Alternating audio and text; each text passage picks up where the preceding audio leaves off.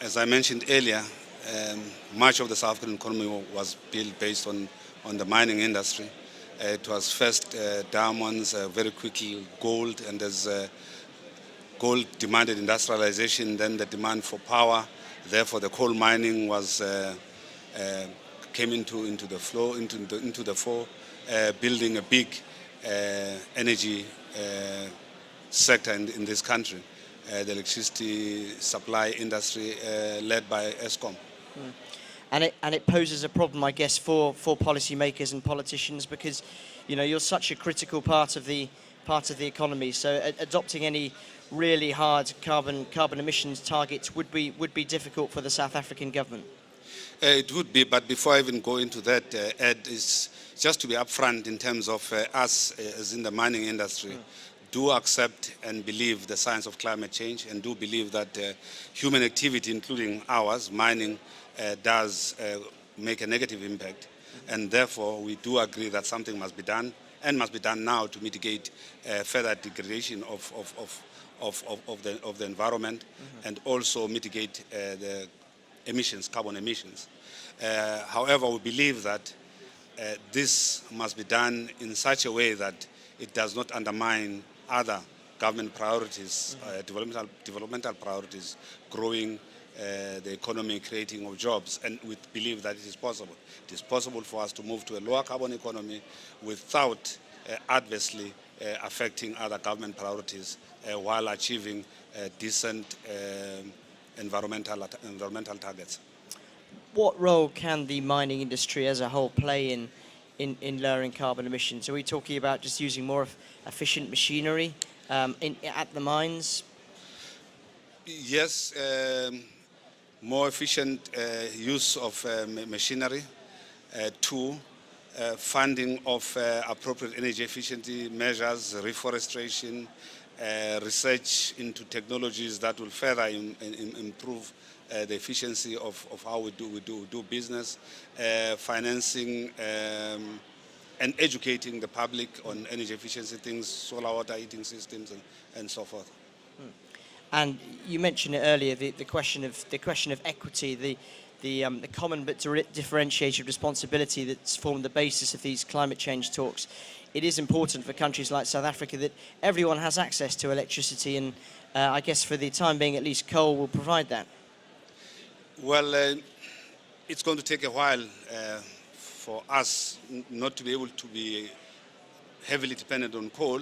However, there is instruments already being put in place, including the Integrated Resource Plan.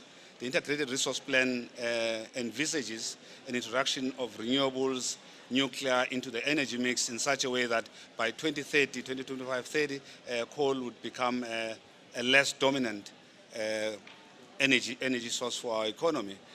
As long as we understand that, and as long as we understand that we need time, we need predictability, as well as a reasonable transition that won't shock the economy, so to say, we are getting there.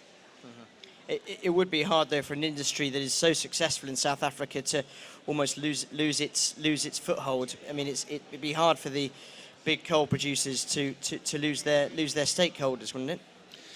Well, the fact of the matter is that mining is still going to be a serious mainstay in economic development of this country, and for us to drop it might have serious consequences in our developmental aspirations.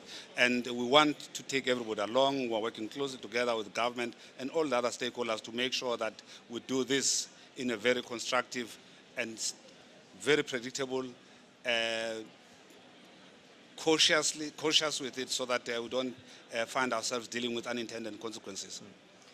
Looking at the negotiations overall, this is clearly a huge opportunity for South Africa to shine. What would be your analysis of the talks so far, from what you've heard and read of President Zuma and Minister Mashabane's statements?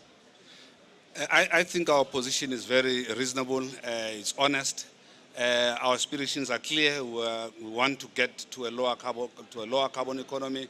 We recognize our limitations. We are realistic about what can be achieved. That in this country we still have huge poverty challenges. We still have huge unemployment challenges.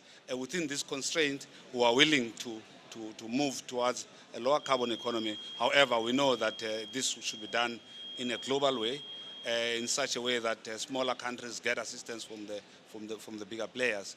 I do think there's an opportunity of coming to at least progression from COP16 at this COP17 conference here in Durban. And what role moving forward do you think education could play? Many people may not really understand the true consequences of climate change, not only in South Africa but all around the world. And if people don't understand the consequences, they won't take any steps to deal with what causes it. What role do you think education could play in South Africa in alerting people to climate change? Huge, very, very big role. Education, practical things like solar home heating, practical things such as understanding the value of the sun, the solar energy, wind energy, and why it is better than coal-fired power generation, because those are renewable energies. We can never deplete them. Future generations will always find them there.